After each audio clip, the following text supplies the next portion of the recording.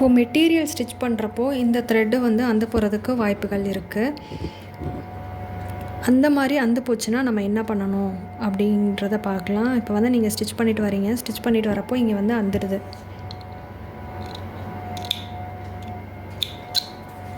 So இப்போ வந்து இங்கே அந்து போச்சு, அந்து போயிட்டு இந்த மாதிரி தான் த்ரெட் இருக்குது. இப்போ என்ன பண்ணணும் அப்படின்னா, நம்ம சில்க் த்ரெட்டில் என்ன பண்ணோம், அப்படியே வந்துட்டு இந்த த்ரெட்டை கீழே இறக்கி விட்டுட்டு அப்படியே அது மேலேயே ஒரு ஓவர்லாப்பாக ஒரு ஸ்டிச்சை போட்டு அப்படியே கண்டினியூ பண்ணிகிட்டு இருந்தோம். பட் ஆனால் மெட்டீரியல் என்ன பண்ணணும்னா, உங்களுக்கு வேறு சாய்ஸே இல்லை. நீங்கள் கொஞ்சம் மெட்டீரியலை வந்துட்டு இதில் கலட்டி விட்டுங்க. ஏன்னா மெட்டீரியல் வந்து ஒன்ஸ் உருவிச்சுன்னு வச்சுக்கோங்க. இப்போ நீங்கள் கீழே இந்த த்ரெட்டை வந்து நீங்கள் இழுக்கிறப்ப மெட்டீரியல் வந்து கலண்டுகிட்டே வரும். ஓகேவா? ஸோ இதுதான் இதில் இருக்கிற பிரச்சனை. ஸோ அதனால் என்ன பண்ணணும்னா, நம்ம எண்டு நாட்டு போட்டுட்டு தான் அடுத்த ஸ்டிச்சை ஆரம்பிக்கணும். இப்போ வந்து எனக்கு கீழே வந்து எண்டு நாட்டு போடுறதுக்கு கீழே பிடிக்கிறதுக்கு எனக்கு ஓரளவுக்கு வந்து த்ரெட் இருக்கணும். ஓகேவா?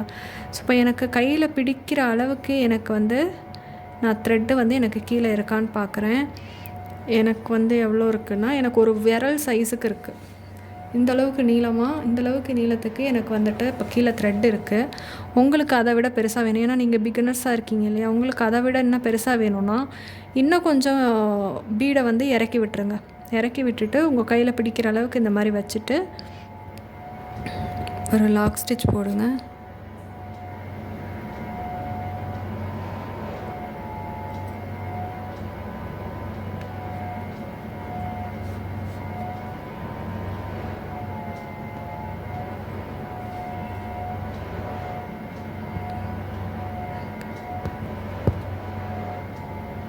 ஒரு லாக் ஸ்டிச் போட்டு இங்கனக்குள்ளே எண்டு நாட்டு போடுறேன்.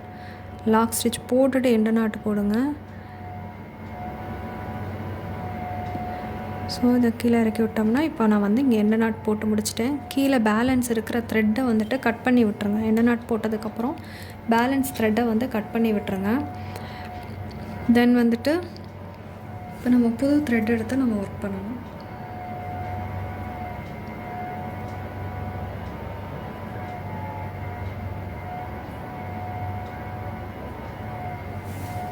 இப்போ புது த்ரெட் எடுத்து ஒர்க் பண்ணுறப்போ நல்லா வந்துட்டு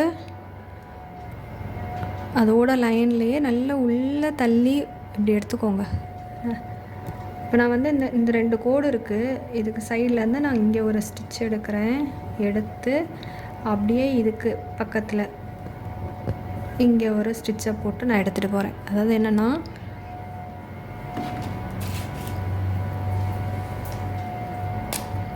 இப்போ இந்த இடத்துல எனக்கு கட் ஆயிடுச்சு. கட் ஆகிறப்போ நான் என்ன பண்ணுறேன்னா, எனக்குள்ளே எண்டு நாட்டு போட்டிருக்கேன். பட் ஆனால் நான் அடுத்த ஸ்டிச் எடுக்கிறப்போ இங்கேருந்து ஸ்டிச் பண்ணுறேன். இங்கேருந்து எடுத்து திருப்பி இங்கனக்குள்ளே ஒரு ஸ்டிச்சை போட்டு நான் எடுத்துகிட்டு வரப்போ எனக்கு இங்கனக்குள்ளே லாக் விழும் சென்டரில். ஓகேவா? நீங்கள் சென்டர்லேருந்து எடுத்திங்கன்னா அது ஏதாவது ஒரு பக்கம் விலக தான் செய்யும். ஸோ இப்போ நான் சொன்ன மாதிரி பாருங்கள், நான் திருப்பி வேணால் உங்களுக்கு அதை போட்டு காட்டுறேன். இப்போ இந்த 2 கோடு இருக்குது இல்லையா? 2 கோடுக்கு நான் இங்கேருந்து எடுக்கிறேன். இங்கேருந்து த்ரெட் எடுத்து அப்படியே அதை பக்கத்தில் ஒரு ஸ்டிச்சை போட்டு எடுத்தேன்னா எனக்கு வந்து த்ரெட்டு மிடில் வந்துடும். ஓகே, இதுக்கப்புறம் வந்துட்டு நம்ம மெட்டீரியலை வச்சு ஸ்டார்ட் பண்ண ஆரம்பிச்சிடலாம்.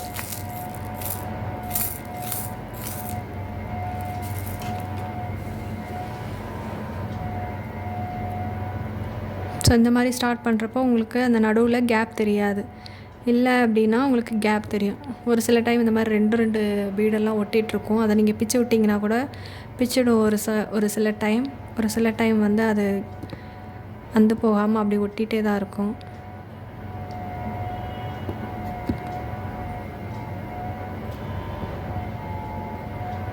ஒரு சில டைம் என்ன ஆகும்னா, த்ரெட்டு வந்து நீங்கள் இது பண்ணிகிட்ருக்கப்போ இந்த த்ரெட்டே வந்துட்டு பாதியாக வந்து உங்களுக்கு பிரேக் ஆகும். அதாவது உடையாது. இந்த த்ரெட் இருக்குது இல்லையா, இதுவே வந்துட்டு இன்னொரு 2-3 த்ரெட்டு தான் இது சிங்கிள் த்ரெட்டு கிடையாது. அதுலேயே வந்துட்டு ரொம்ப மைனூட்டாக வந்துட்டு நீங்கள் நீங்கள் உங்களுக்கு தைக்கிறப்ப உங்களுக்கு வந்துட்டு வரும்.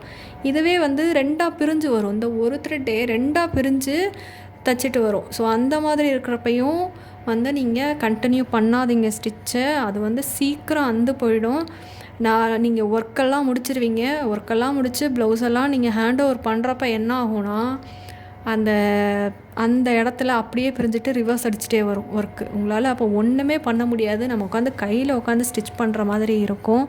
அது வந்து நிறைய பிரச்சனைகளை கொண்டு வரும். ஸோ அந்த மாதிரி உங்களுக்கு த்ரெட்டு வருது அப்படின்னா தயவு செஞ்சு அதை நிப்பாட்டிட்டு கட் பண்ணிவிட்டு புதுசாக கூட ஆரம்பிங்க. அந்த மாதிரி டேமேஜ் த்ரெட்டெல்லாம் ஒர்க் பண்ணாதீங்க.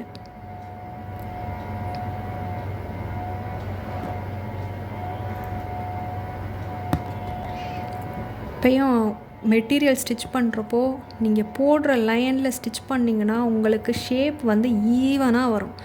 பட் ஆனால் அந்த ஷேப் வராமல் அப்படி வளைஞ்சு நெளிஞ்சு வருதுன்னா நீங்கள் கீழே பண்ணியிருக்க ட்ராயிங் மேலே ஸ்டிச் பண்ணலைன்னு அர்த்தம். நீங்கள் பண்ணியிருக்க ட்ராயிங் மேலேயே பண்ணிங்கன்னா உங்களுக்கு இந்த மாதிரி இந்த வட்டம்னா அது வட்டமாக தான் இருக்கணும், திலகம்னா அது திலகமாக தான் இருக்கணும், ஸ்கொயர்னால் அது ஸ்கொயராக தான் இருக்கணும். ரொம்ப வளைஞ்சு நெளிஞ்செல்லாம் வரவே கூடாது. அப்படி பண்ணிங்கன்னா உங்களுக்கு அவுட்புட் வந்து ஒரு ப்ளவுஸ் பண்ணுறப்ப நல்லாவே வராது.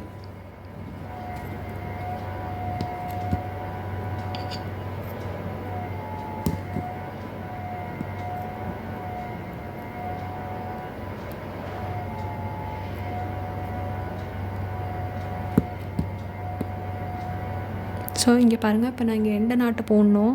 இப்போ என்ன பண்ணுறேன்னா, இப்படி வெளியில் போய் நீங்கள் இப்படி பார்த்துலாம் போடாதீங்க. பார்த்தீங்கன்னா தெரியுதா ஷேப் வந்து வேறு மாதிரி மாறிடுதா? ஏன்னா எனக்கு எங்கள் இடம் இல்லை. அப்போ என்ன பண்ணணுன்னா, இது இந்த பக்கம் வந்து விலகுது அப்படின்னா நீங்கள் உள் பக்கமாக வந்துட்டு ஒரு லாக் ஸ்டிச்சை போடுங்க. ஆப்போசிட் பக்கமாக அது எந்த பக்கம் விலகுதோ ஆப்போசிட் பக்கமாக பார்த்து ஒரு லாக் ஸ்டிச்சை போட்டிங்கன்னா அது அந்த சைடாக திரும்பிக்கும். ஸோ இப்போ அங்கே உள்ளே வந்து நம்ம லாக் ஸ்டிச்சை போட்டோம்னா நமக்கு அந்த ரவுண்டு வந்துட்டு அதே ஷேப்பில் இருக்கும். ஓகேவா? ஸோ இதெல்லாம் சின்ன சின்ன டிப்ஸு. ஸோ இதெல்லாம் வந்துட்டு நீங்கள் ஃபாலோ பண்ணிங்கன்னா உங்களுக்கு ஷேப் வந்துட்டு பர்ஃபெக்டாக வரும்.